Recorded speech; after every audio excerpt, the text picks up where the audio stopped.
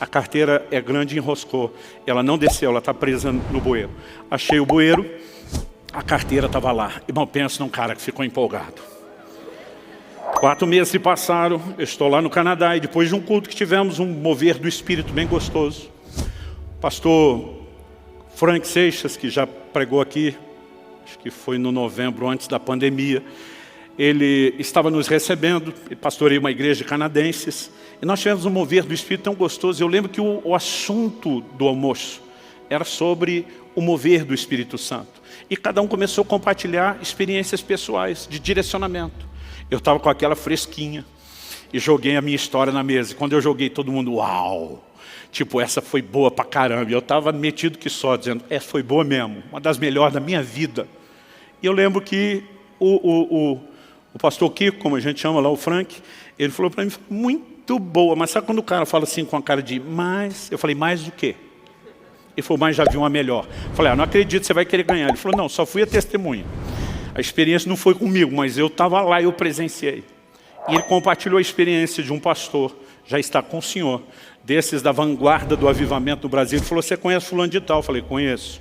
Já encontrei o velhinho em muito aeroporto rodoviário e muita igreja por aí. Ele falou, pois bem, ele foi uma das pessoas que levou a nossa família, a nossa igreja a experimentar o mover do Espírito Santo.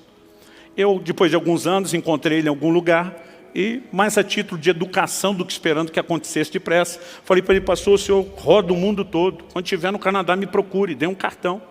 Ele falou assim, poucos meses depois ele me liga e diz, Kiko, estou ministrando aqui no Canadá, gostaria que você pudesse estar na reunião conosco e quem sabe depois a gente almoça junto. Ele falou, Luciano, se você conhecer o velhinho, sabe que ele é uma máquina de contar história e testemunho o tempo todo, pela forma como ele vivia em Deus. Ele falou, o almoço está estendendo, e de repente ele resolveu dispensar os irmãos que o tinham trazido de Toronto, a mais ou menos 1 hora de distância. Ele falou, que você pode me levar a Toronto depois para a gente ter mais tempo junto? Ele falou, posso, pastor. Já morei lá, só pego o endereço. Naquela época não tinha GPS, como nós temos hoje. Ele pegou o endereço e disse, por precaução, vou chegar 1 hora antes para ter tempo de procurar o endereço.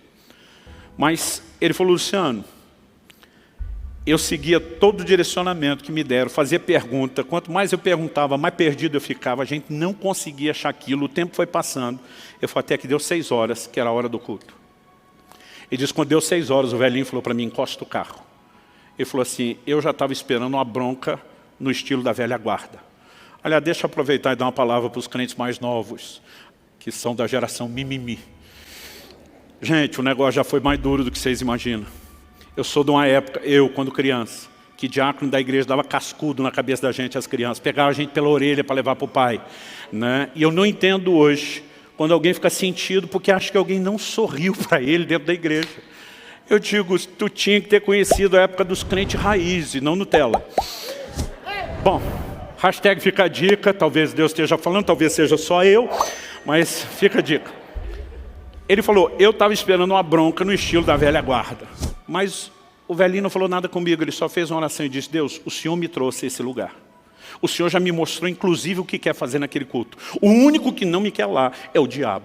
Então ele falou, eu não aceito a gente ficar perdido. Ele falou, nós usamos os nossos recursos e o tempo que a gente tinha. Ele falou, nós não temos mais tempo para perguntar e nem para tentar. Ele falou, Espírito Santo, estou recorrendo diretamente ao Senhor. O Senhor conhece a cidade melhor do que o homem que construiu, que planejou. Nos dirige a esse lugar. E meu amigo falou, olha, eu até creio em direcionamento de Deus, mas acho que o velhinho está no nível de desespero, porque ele achou um absurdo aquilo. Mas o velhinho falou para ele, agora segue em frente, vira para cá, vira para lá. Ele falou, Luciano, nem se o caminho tivesse sinalizado. O velhinho mal sabia falar bom dia, boa tarde, boa noite em inglês. Ele falou, ele não saberia chegar. Mas nós dirigimos alguma coisa em 10, 15 minutos, foi rápido. Paramos na frente de um prédio, sem movimento, sem placa, sem nada. Ele disse, pode perguntar que é aqui. O Kiko me disse, Luciano, eu pensei que a chance era eu perguntar para alguém onde era o endereço. Ele falou, mas quando voltei para o carro, voltei com as pernas mole, né, porque nós estávamos em frente à igreja onde ele ia pregar. Depois eu descobri que o movimento era todo pelo fundo, portanto a turma acabou colocando a sinalização no fundo. Né? Mas se tivesse um GPS, mandaria exatamente ali na frente. Aliás, foi nesse dia que eu resolvi atribuir a esse nível de direcionamento a palavra GPS. Que é guiado pelo Espírito. Aí você tem que cortar o E e botar um S para dar certo, né?